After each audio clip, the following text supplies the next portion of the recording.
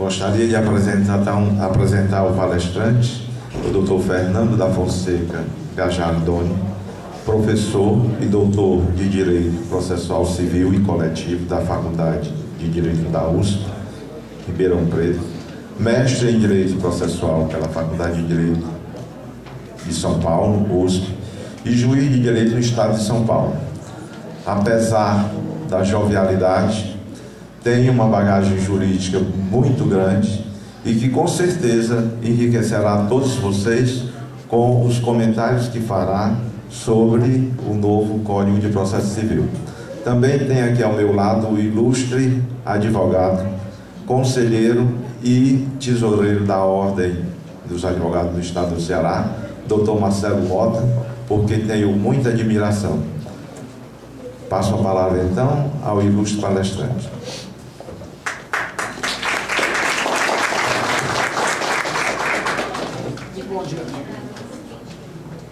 Som, pronto. Muito bom dia a todos. É uma grande satisfação estar aqui hoje nesse importante evento na cidade de Fortaleza.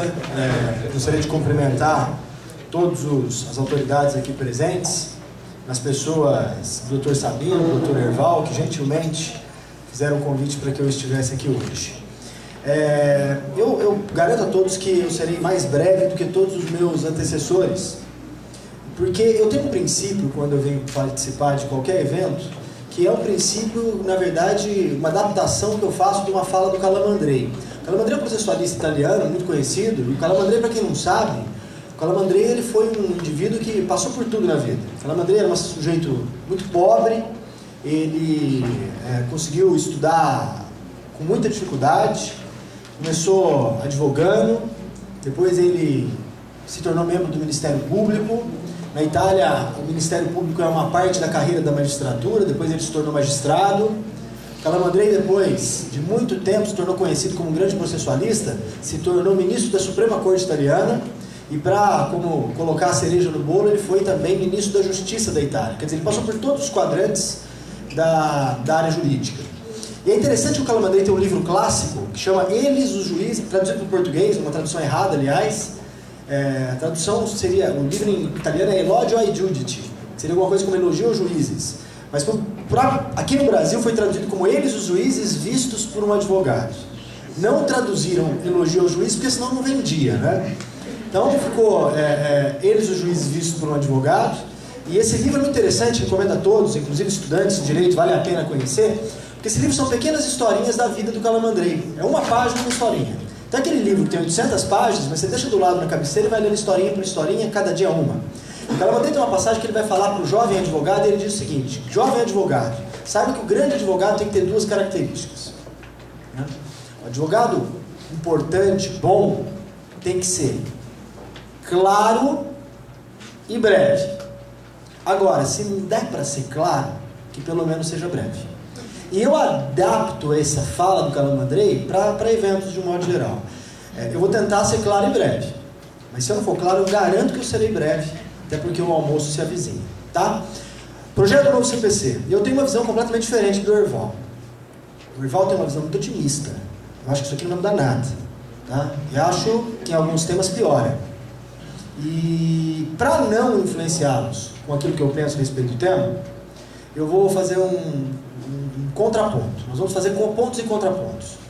O tema da palestra é avanços e retrocessos. Para eu não falar quais são os avanços e quais são os retrocessos, eu vou apresentar uns 6, 7 tópicos, e aí eu vou te falar o que eu acho legal e o que se acha não legal. E aí cada um avalie, julgue da maneira que achar melhor. Se é uma coisa positiva ou se é uma coisa negativa. É óbvio que eu não vou aguentar dar uns pitacos da minha opinião pessoal. Mas eu garanto para vocês que eu vou tentar ser neutro na avaliação. Então, primeiro ponto. Existe um dispositivo que é o artigo 10, 9 e 10 do projeto do novo CPC. Esses artigos 9 e 10 estabelecem que é vedado a qualquer juiz, seja de primeiro grau, seja de segunda instância, seja dos tribunais superiores, proferir qualquer decisão a cujo respeito as partes não tenham expressamente se manifestado. Inclusive aqueles temas que o juiz pode conhecer de ofício. O que esse dispositivo está querendo dizer? Esse dispositivo está querendo impedir que no Brasil eu tenha a que hoje é academicamente conhecida como decisão surpresa. Que é aquela decisão que ninguém esperava, porque ninguém debateu a respeito, e o juiz vai lá e toma oficiosamente. Vamos tentar dar um exemplo. Entra uma petição inicial, a inicial alega que o réu é devedor de uma quantia X, o réu vem em contestação, nega o pagamento da dívida, nega a existência da dívida, diz que já houve pagamento, ou diz que está prescrito, ou qualquer coisa desse gênero, volta para o juiz e o juiz faz o quê? Sem que ninguém tenha discutido o tema, ele reconhece a ilegitimidade passiva, extingue o processo sem análise do mérito. Hoje no Brasil isso é possível, tendo-se em vista que isso é uma matéria de ordem pública, condições da ação, e como tal não depende do pronunciamento das partes, né? Então a ideia do novo código é potencializar o contraditório. Nessa situação, se passar o projeto do novo CPC, e eu acho que é inevitável a aprovação disso, como bem apontou o professor Erval, o juiz não poderia dar essa decisão, ele teria que voltar o processo num despacho, dizendo alguma coisa mais ou menos assim: vislumbrando a possibilidade da parte ser ilegítima, manifestem-se as partes.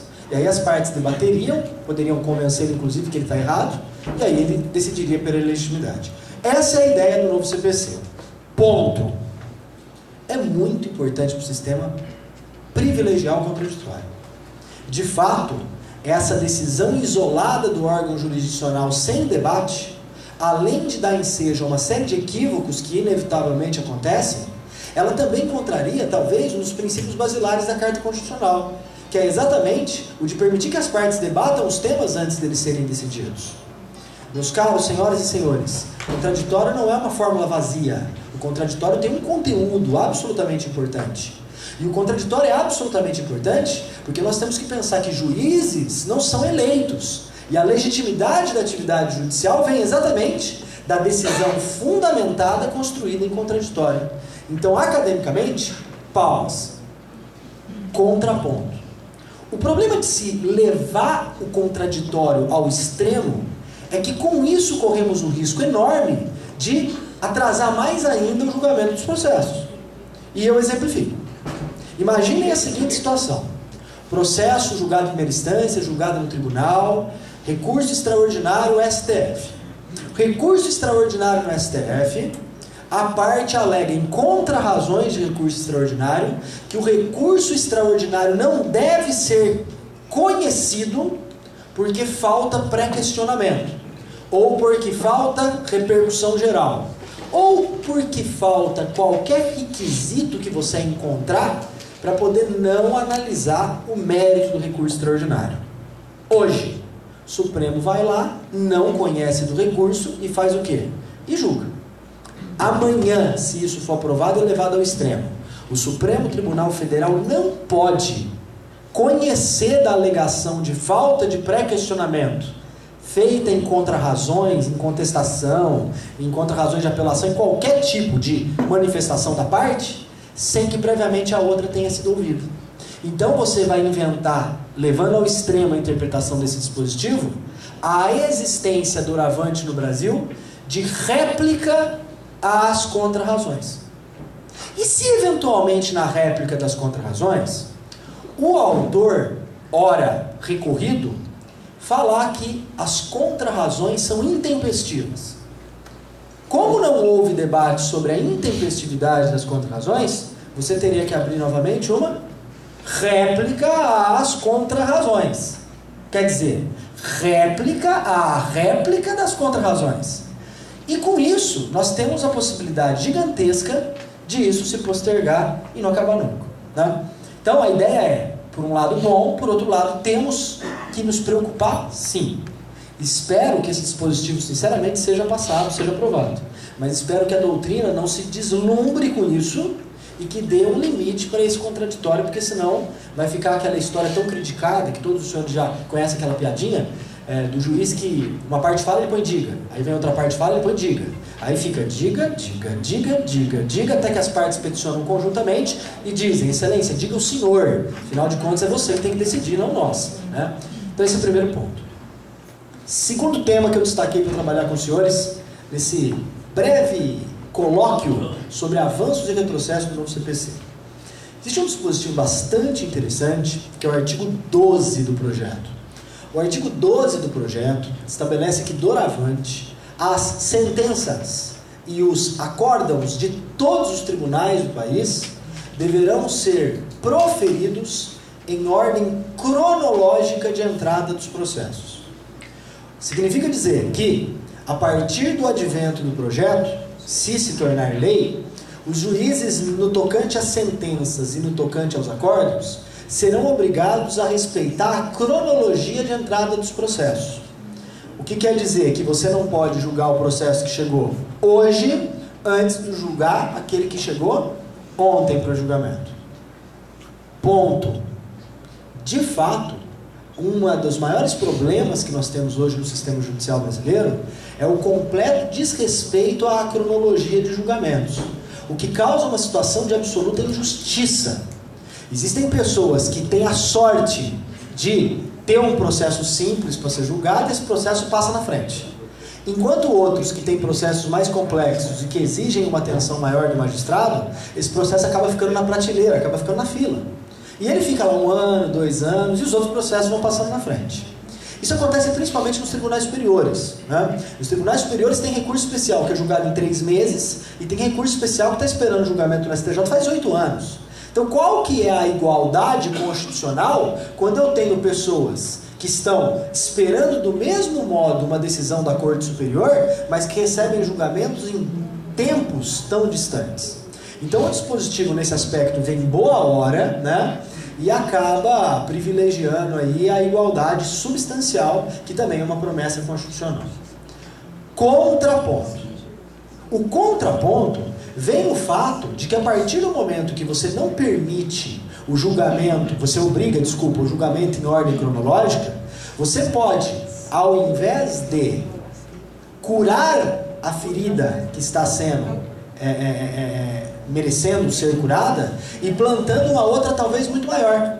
Porque se você eventualmente tiver um processo que entrou hoje com 17 volumes para julgar uma ação civil de improbidade administrativa ou uma causa mais complexa, e que literalmente vai depender de uma atenção toda especial do julgador, ele não vai poder liberar aquele alvarazinho de FGTS simples que a pessoa precisa para o dia seguinte, né? Eu sei que o artigo 12 do projeto, e vale a pena dar uma lida, estabelece uma série de exceções.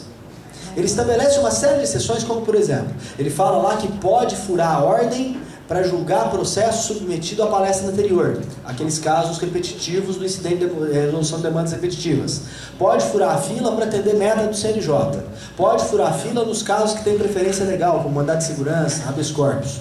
Só que por mais que ele tenha colocado uma fila e um monte de exceções à fila, esse dispositivo deixou um monte de coisa em aberto. Como, por exemplo, 50% das vagas do país, e esse dado, mais uma vez vem a crítica, estamos fazendo de novo um projeto de lei sem dado estatístico. Tudo no achismo. Eu acho que isso é melhor. Eu acho que aquilo é melhor. Então vamos mudar isso porque isso é pior. Mas tudo com base na impressão pessoal, sem dado estatístico para comprovar a mudança positiva ou negativa. Mas o fato é que 50% ou mais, isso é o CNJ que divulga, das varas no país são cumulativas. Clinicão geral. Juiz julga. Cível, crime, improbidade, família, juizado, tudo junto. O problema é o seguinte, a norma até colocou que o processo penal, o criminal que tem na vara não precisa seguir a ordem. Mas não fala de juizado. Então olha só, juiz de vara única. Vem a improbidade administrativa de 40 volumes, enquanto não desempatar aquela improbidade administrativa, aquela cobrancinha do juizado está parada. E é muito mais importante para o jurisdicionado a cobrancinha do que propriamente a improbidade administrativa. Tá? Eu lembro que nessa questão, a Câmara fez no debate do projeto na Câmara, a Câmara fez uma comissão geral e convidou alguns professores para poder ir lá falar para os deputados. E na qualidade de professor doutor da Faculdade de Direito da Universidade de São Paulo, eu fui convidado para falar pelo PSDB. E eu fui, tinha um tempão para a gente poder falar, tinha 7 minutos cada pessoa, né? E eu escolhi 2 temas para falar, um foi esse. E eu clamei, pelo amor de Deus, gente, vocês vão amarrar a coisa de tal modo que vai ficar muito pior do que é hoje, né? E eu fui atendido parcialmente no meu reclamo. a ponto deles colocarem um dispositivo que diz o seguinte, é o último inciso aqui: também se excepcionam as causas que o juiz entendeu ser pertinentes tirar da fila, desde que fundamentado. Então, quer dizer, melhorou, porque dá para você julgar o FGTS e o juizado que está tirando da fila. Mas você vai obrigar os juízes, isso é obrigar a criar uma chapinha. Vamos ser francos, vai ser isso que vai acontecer. O cartório vai ter um modelinho de despacho pronto. Eu sei que isso é criticável, o código não quer isso, mas dizendo o quê? Considerando que esse caso é urgente, ele será tirado da fila e ele vai julgar o caso. Vai ser isso que vai acontecer. Esse é o segundo ponto que eu separei para tratar com vocês. Terceiro tema que eu separei para a gente bater um papo. O artigo 85, parágrafo 19, olha isso. 19. Eles fizeram uma base do projeto, um novo CPC, e aí conforme foi surgindo novos temas, para não mudar a ordem numérica, porque a ordem numérica já estava pronta, falaram, vamos pôr parágrafo. E esse 85 é ótimo, ele tem 19 parágrafos. Tem parágrafo ali que dava um caput fácil. Mas esse parágrafo 19 é uma vindicação da advocacia. O artigo 85, parágrafo 19, fala que os honorários do advogado público serão do advogado público, nos termos da lei. Né? Os advogados públicos queriam tirar nos termos da lei para já começar desde já. E o governo queria tirar todo o parágrafo para o advogado público não ganhar honorários. Prevaleceu uma redação intermediária, dizendo que os honorários públicos serão do advogado público, procurador de Estado, advogado da União, Fazenda Nacional, nos termos da lei. Ponto. O advogado tem que receber honorários. O trabalho do advogado ele tem que ser remunerado. E a existência da remuneração conforme o êxito ou não êxito do advogado, e eu tenho certeza que eu falo aqui com grandes advogados, depende muito da vantagem econômica que o advogado tem. Então, do ponto positivo a partir do momento que o honorário, o advogado público é remunerado também pelos honorários, ele vai se dedicar ainda mais ao trato da questão envolvendo a coisa pública. Contraponto. E o contraponto é, nós já vivemos uma questão orçamentária no país apertadíssima. Os honorários do advogado público, sem dúvida, remunerariam bem o profissional, mas nós não podemos esquecer que o advogado público já ganha para defender o Estado. E ele não tem, diferentemente do advogado privado, o fator risco. Porque o advogado privado, ele só vive dos honorários. O advogado público vai ficar numa situação absolutamente cômoda, que é aqui comodismo. Se eu ganhar mais honorário, bom, vou ganhar uma grana. Agora, se eu eventualmente perder, não tem problema, né? Eu tenho meu salário. Segunda crítica. A segunda crítica é que você vai aumentar, sem dúvida alguma, a beligerância. Porque hoje os advogados públicos não ficam recorrendo por causa de honorários. Eles recorrem só para tutelar a questão do fundo, do direito material em debate. A partir do momento que o honorário do advogado público passa a ser do advogado público, você vai passar a ter mais recurso ainda do nosso maior litigante, que é a Fazenda Pública, que vai começar a brigar por questões de honorários. Terceiro ponto. Terceira crítica. Ninguém mais nesse país vai querer ser juiz e promotor. Vai ter uma evasão total dessas duas carreiras jurídicas. Ninguém fala isso com a clareza, mas eu, por exemplo, depois de 17 anos de magistratura no estado de São Paulo, se eu pudesse escolher hoje, eu tinha voltado a estudar para prestar concurso para advocacia pública. Enfim, avaliem da maneira que vocês acharem melhor. Eu estou querendo fazer os pontos e os contrapontos, e tem coisas positivas e coisas negativas. Quarto tema que eu separei para tratar com todos vocês. E o quarto tema tem a ver com um dispositivo que me é muito caro, portanto esse eu já anuncio que eu gosto, portanto eu acho que tem mais ponto do que contraponto, mas vou tentar, dentro da neutralidade estabelecida, fazer o ponto e o contraponto. É o 139, inciso 6º do Código de Processo Civil. O 139, inciso 6º do projeto, do novo CPC, estabelece que o juiz poderá, dentro dos seus poderes de gestão do processo, ampliar prazos e inverter a ordem de produção de provas conforme as particularidades da causa. O que o dispositivo está permitindo é o que, em Portugal, eles chamam de adequação formal, E aqui no Brasil eu chamo de flexibilização procedimental.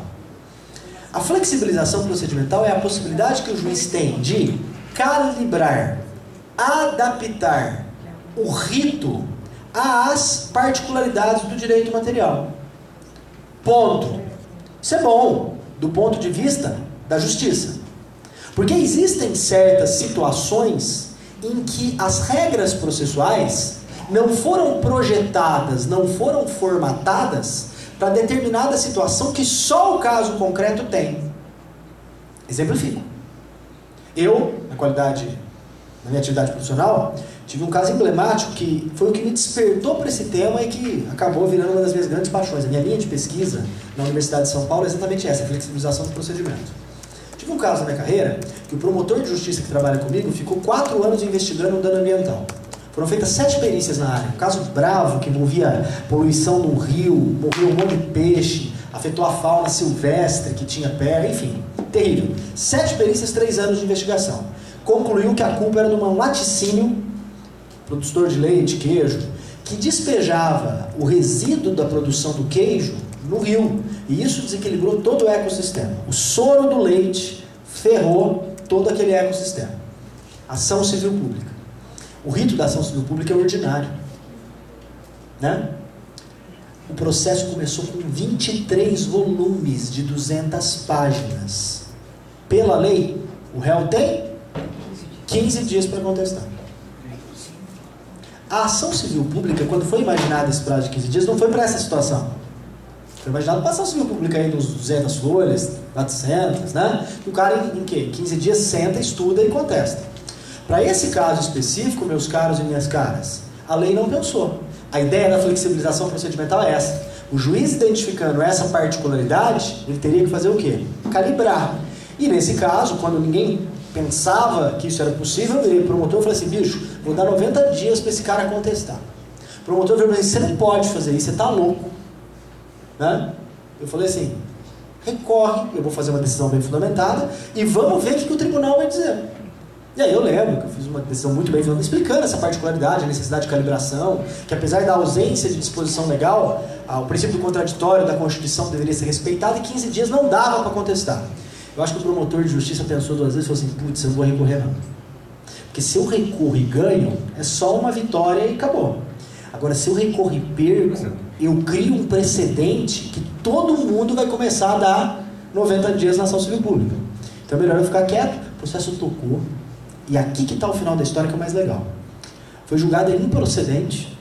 Esse processo chegou até no STJ, o STJ confirmou a improcedência. No meio aí ninguém falou nada dessa história de eu ter aumentado o prazo para 60, 90 dias. Quer dizer, passou batido. Todo mundo viu com normalidade. Mas o legal da história é o seguinte, talvez se ele não tivesse tido mais do que 15 dias para contestar, ele tivesse perdido a ação. Então esse é o ponto. Agora, contraponto. E o contraponto, a advocacia vai poder me dizer com toda clareza. O problema é virar cada vara um código de processo civil, né? Cada juiz criando prazo próprio, flexibilizando isso aí, criando um CPC. Até eu lembro que uma vez meu grande amigo, o professor Lúcio, que vai falar à tarde com vocês, eu estava lá em Uberaba, isso é uma piada do CPC de Uberaba, né? Que tinha um juiz lá que era só ele que usava aquele CPC, ninguém sabia qual era, mas ele usava. Né? Mas o fato é que existe esse receio. Eu gosto desse dispositivo e eu respondo a quem aponta esse justo receio dizendo o seguinte, aí que vem o papel da academia, aí que vem o papel nosso de estudantes. A gente vai ter que estabelecer o quê? Requisitos para usar isso, né? E o primeiro requisito eu acho que é fundamental, eu não vou debater toda a profundidade desse tema, não faz sentido nesse debate de hoje, mas o fato é que essa é uma regra absolutamente excepcional, né? O juiz só vai aplicar isso em casos absolutamente específicos, como foi o exemplo que eu dei. Isso não é para você sair aplicando aí a torta direito. Ah, mas será que isso vai acontecer? Portugal tem um dispositivo igual. E lá, eu vou te contar, quase ninguém aplica. Sabe por que quase ninguém aplica a flexibilização procedimental lá em Portugal? Você já ouviu falar isso, Lúcio? É porque para você aplicar a flexibilização, você tem que fundamentar, explicar o porquê que aquele caso é diferente do outro, né? Isso dá trabalho. E como dá trabalho, é mais fácil você fazer o quê? Seguir o prazo da lei. Então não tem por que ter esse medo, porque vai acontecer a mesma coisa no Brasil. Tá? Ninguém vai sair flexibilizando a torta direito, e o medo do CPC de cada vara eu acredito que estará prejudicado. Esse é o meu quarto tema que eu queria trabalhar com vocês. O quinto tema que eu separei para trabalhar com vocês aqui, e aqui vamos fazer as homenagens a um dos principais artífices desse dispositivo, que é o professor Lúcio Delfino, que está sentado aqui para falar com vocês à tarde, é o artigo 156 do projeto. O 156 do projeto vai falar da figura do assessor judicial. Ele vai falar da figura do assessoramento judicial. O dispositivo estabelece que o juiz terá o assessor e que o assessor poderá, entre outras coisas, proferir despachos. Não falei decisão e sentença. Falei despachos, sem o juiz pôr o bico. E poderá minutar decisões e votos, e aí, obviamente, minutar não significa julgar. Significa fazer o rascunho para o juiz corrigir e assinar. Ponto. Ponto é que você vai institucionalizar uma prática hoje que é existente. Ou alguém acredita que, com o volume judiciário que a gente tem, o cartório não seja responsável por pelo menos 80% das decisões interlocutórias que são conferidas e assinadas pelo juiz.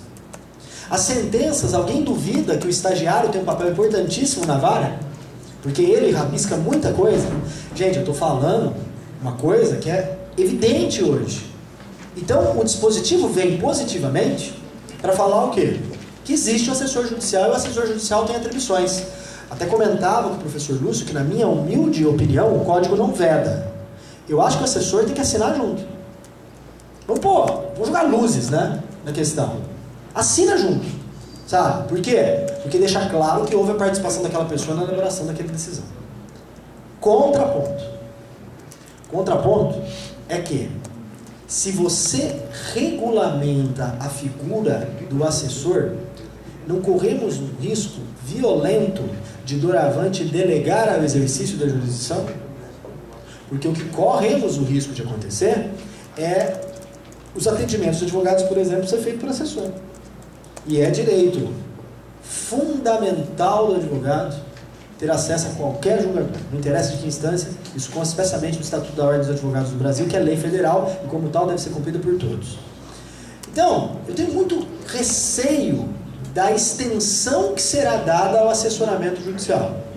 Daí porque a importância, de novo, desse debate, dessa conversa que a gente está tendo, porque vai competir a nós, operadores do direito, dar as balizas do funcionamento disso. E isso seria o meu quinto ponto a trabalhar com todos vocês. O sexto ponto que eu gostaria de trabalhar é o 219 do projeto. E o 219 do projeto, também um pleito da advocacia. Aliás, me permita fazer um parênteses. Esse código é o código que estão dando vários apelidos para eles. Código da democracia. Não sei se o professor Erval já comentou com vocês, não lembro dele falar isso, mas eu falo agora. Código sem sotaque. Apesar que eu acho que ele é puxado no nordestino nortista, viu, bicho? Porque tem muita participação do pessoal do norte e nordeste nesse código. Só na Câmara. Só na Câmara, Mas é interessante, porque fala que é um código sem sotaque, porque todos os quadrantes do país foram chamados a colaborar, né? Mas eu não falo que esse código é o sem sotaque e não falo que ele é um código da democracia. Falo que esse aqui é um código da advocacia. Não houve uma classe tão prestigiada e tão tutelada nos seus interesses quanto a advocacia nesse código. Sem dúvida. Isso foi uma luta e vale aquele discurso de que quem não reclama não leva, né? E a Ordem dos Advogados conseguiu implementar no projeto grandes conquistas para a advocacia. Uma delas é esse, 219, que fala que doravante os prazos só serão contados em dias úteis. Ponto. O ponto é que, pelo amor de Deus, o advogado tem que ter fim de semana. Quem é advogado, minha mulher é advogada, e eu fico sem esposa quando acontece isso, e acredito que os senhores também ficam sem esposas, marido, namorados e afins, é o maldito prazo de 5 dias publicado na quarta, né? Esse arrebenta. Eu até brinco, no meu cartório é proibido, com o pessoal que eu trabalho, eu falo assim, a publicação na quarta aqui na vara não tem. Não tem por quê? Para exatamente deixar o advogado ter fim de semana. Então quarta-feira é o dia que não publica nada na unidade do trabalho. Então, na verdade, por quê? Porque se você tiver o prazo da quarta, você arrebentou, que começa na quarta, né? Na verdade, a publicação que não tem no cartório é na terça, né? Por quê? O cara tem 5 dias, quarta, quinta, sexta, sábado e domingo, ele tem 3 dias, o prazo de 5 virou 3. Ou trabalha no fim de semana. Então o projeto, ele vem para falar, ó, vamos colocar só em prazo de dias úteis, porque o advogado merece o fim de semana como qualquer outro ser humano. Contraponto. Se você amplia o prazo só para dias úteis, o que hoje é um prazo de 15 dias, vira um prazo de 24 dias. Se eu não errei. Porque você vai tirar os 2 fins de semana. Né?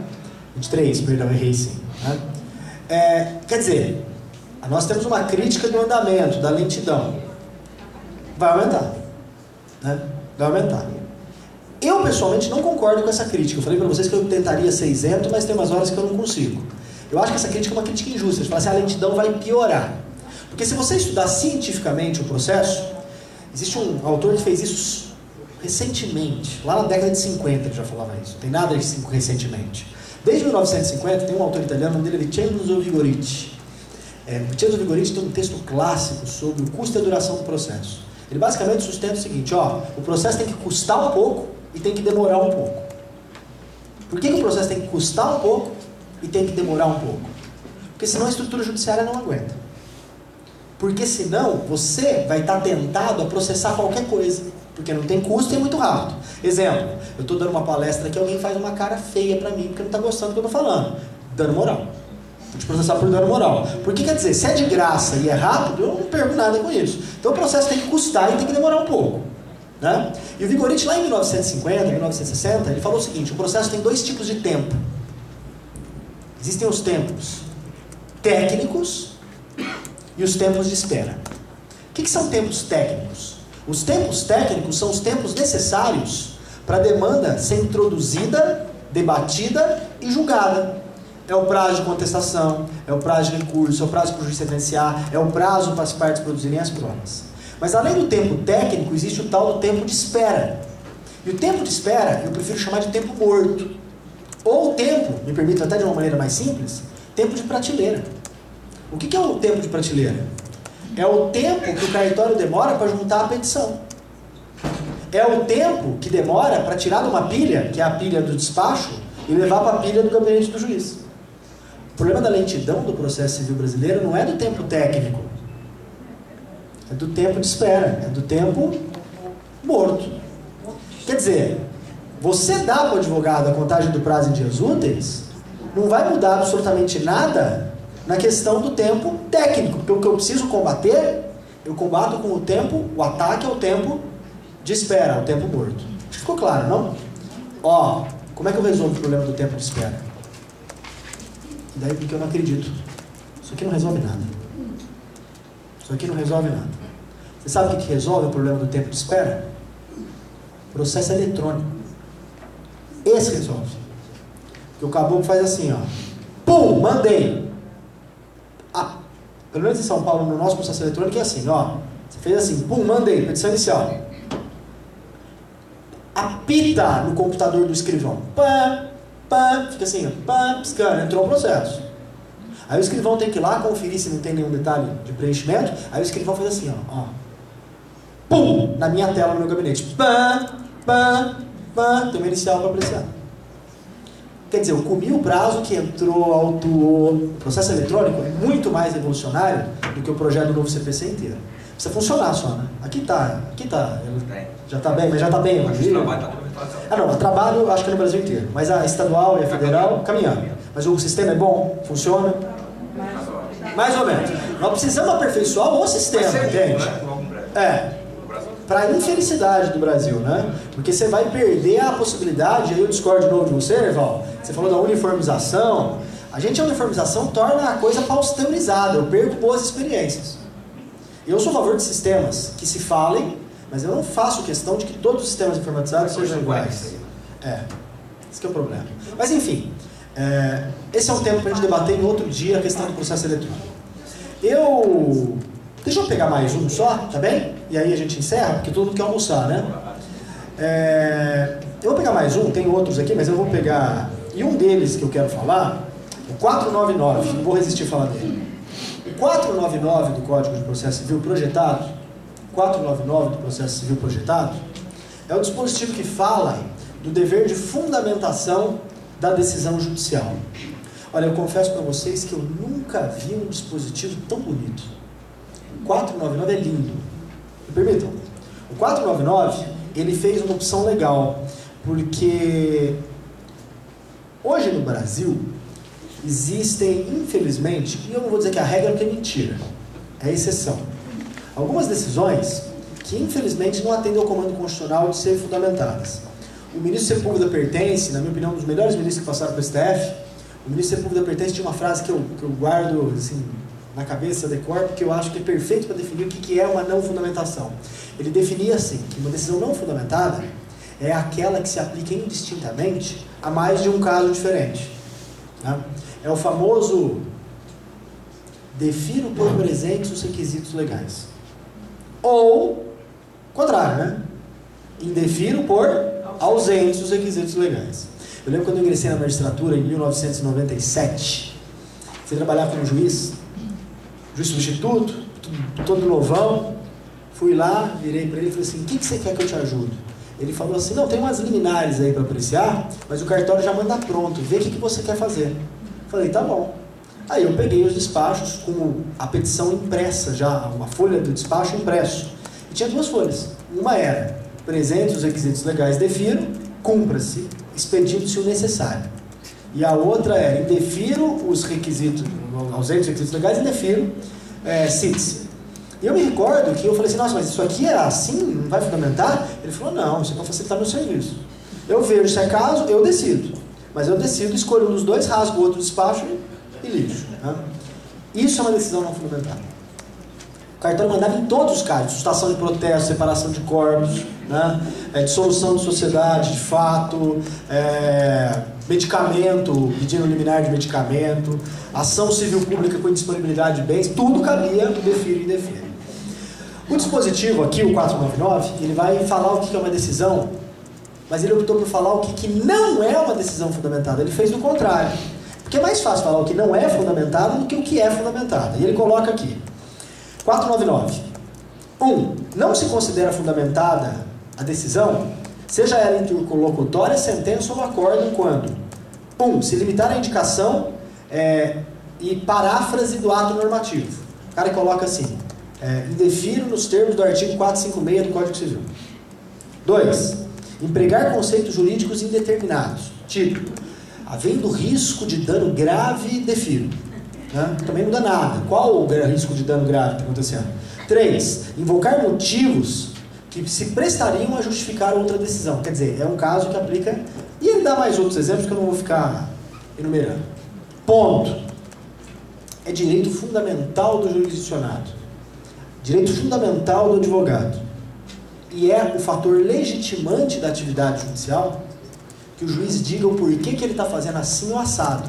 Porque eu sempre digo, ninguém fala assim, o juiz não tem controle, isso não é controlado, isso é um problema. Mentira, o cara mais controlado que existe. Ele é controlado por advogado, por parte, por cartório, por todo mundo. Na vida funcional, não falo da vida não funcional, porque isso aí é um problema. Mas o funcionalmente falando, ele é controlado. Né? Extrafuncionalmente, eu, por exemplo, sou absolutamente controlado pela minha mulher. Minha mulher mede 1,50 m, que é uma onça. Né? E dizem que, aliás, o legal é casar com baixinha porque dos males o menor. Né? Eu literalmente levei isso ao pé da letra. Mas o fato é que, jurisdicionalmente, a fundamentação é o controle. Então é ponto positivo, a decisão tem que ser fundamentada, o jurisdicionado tem que saber esse tipo de coisa. Agora, ponto negativo.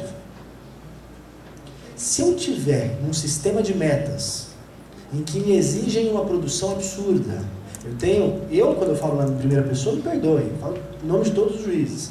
Quando eu tenho que dar 10, 20, 30, 40, 50 decisões por dia, incluindo sentenças, se eu tiver que dar 2 dessa aqui, eu perdi o dia inteiro. Quer dizer, a gente quer... Esse código, estão falando que ele vai aumentar em 60% a velocidade da justiça brasileira. Por isso que eu não acredito, é mentira. Se eu for aplicar simplesmente esse dispositivo lindo, dogmaticamente falando, no ponto de vista prático, acabou. E olha o perigo. Eu não estou sustentando que as decisões não devem ser fundamentadas. Pelo amor de Deus, não coloquem isso na minha boca. Devem ser fundamentadas e não podem ser para vários casos, tem que ter uma fundamentação mínima.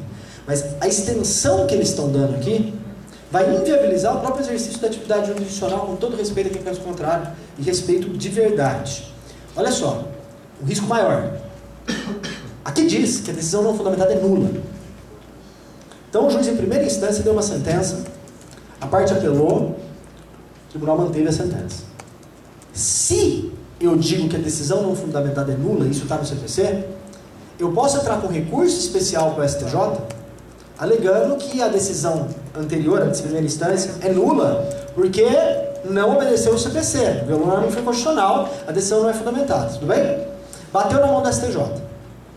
Decidir o que é uma decisão fundamentada ou não fundamentada cai no completo voluntarismo judicial. É subjetivo. E a consequência prática, o que vai acontecer?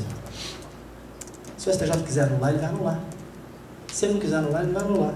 Quer dizer, eu vou deixar sempre um flanco aberto, e isso rebenta a segurança jurídica, para anular em qualquer decisão judicial do país inteiro sob a alegação de vício de não fundamentação. Exatamente, eu posso estar falando uma coisa. E pior, me permitam, senhores advogados, que mais uma vez fazer uma crítica ao sistema. A advocacia pega de tabela, e aos juízes também são pegos de tabela, mas ao sistema, acima de tudo. A gente sabe que um dos problemas que nós temos hoje na advocacia é que existem advogados e advogados. Existem escritórios e existem escritórios. E alguns escritórios têm um trânsito que os outros escritórios não têm. Né? Então, o meu receio é que os famosos embargos auriculares funcionam de modo profundo no tocante a esse tipo de caso. Porque você consegue anular, sob um fundamento muito simples, falta de fundamentação, uma decisão lá no Supremo, lá no STJ, para ser mais exato, sob o fundamento de que eventualmente não houve fundamentação. Enfim, senhores, como eu prometi no começo, não sei se fui claro, mas pelo que eu vi aqui eu fui bastante breve. Muito obrigado a todos.